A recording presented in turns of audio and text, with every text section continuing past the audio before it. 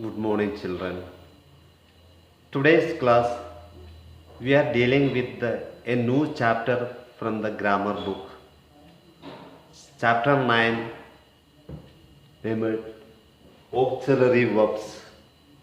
The last year we had already little bit studied about the main verb and auxiliary verbs. Okay, once again we can recollect it by using this chapter properly.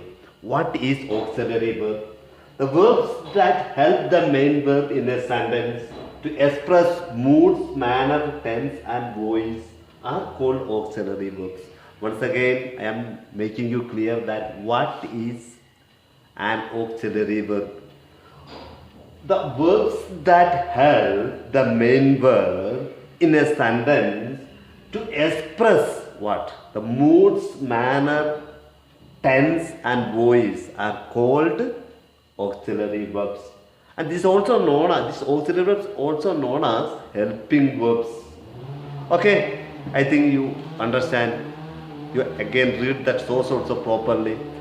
So according to this, the auxiliary verbs are classified into two. Which are they mainly?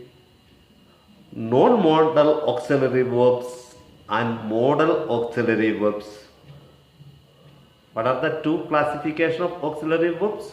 Non-modal auxiliary verb and auxiliary verbs.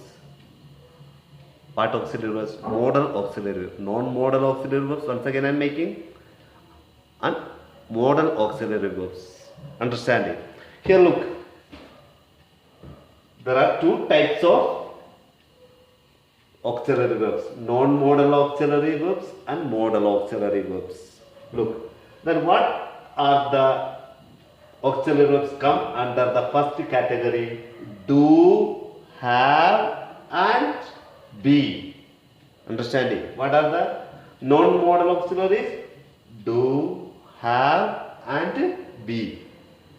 These are non-modal auxiliaries. Then will, can, may, must, ought to, should, like that many other are there in modal auxiliaries. Understanding? I think you got it, the classification of auxiliary verbs.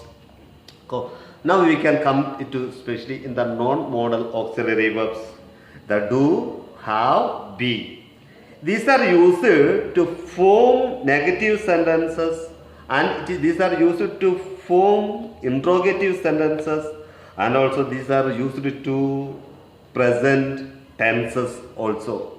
Getting these all non-modal auxiliaries.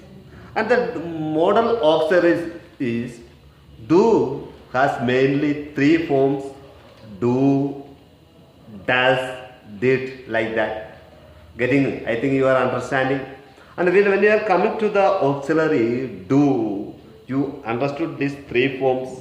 Then when we are coming to the auxiliary have, just has, have, had. Getting or not? Then when you are coming to the auxiliary be, there is, are, and the past form as was, were, like that.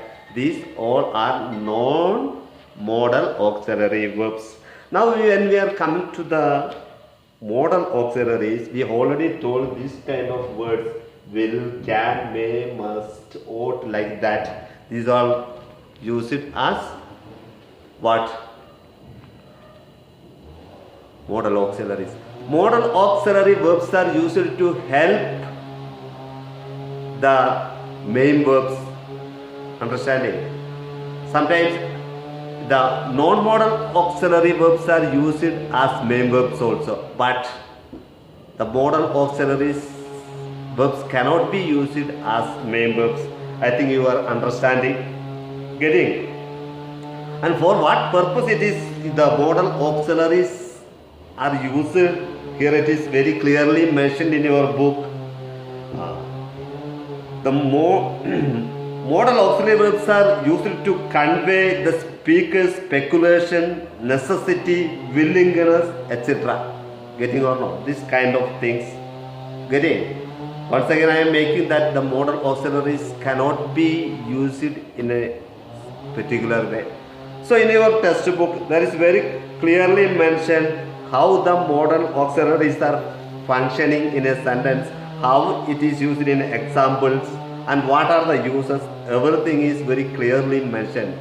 Go through it, read it nicely, understand it, and do all the exercises in the chapter 9 in a proper way. Getting? I think you are understanding. So the chapter auxiliary verbs is very important. Getting? Study nicely, understand nicely. Okay. Okay. Okay.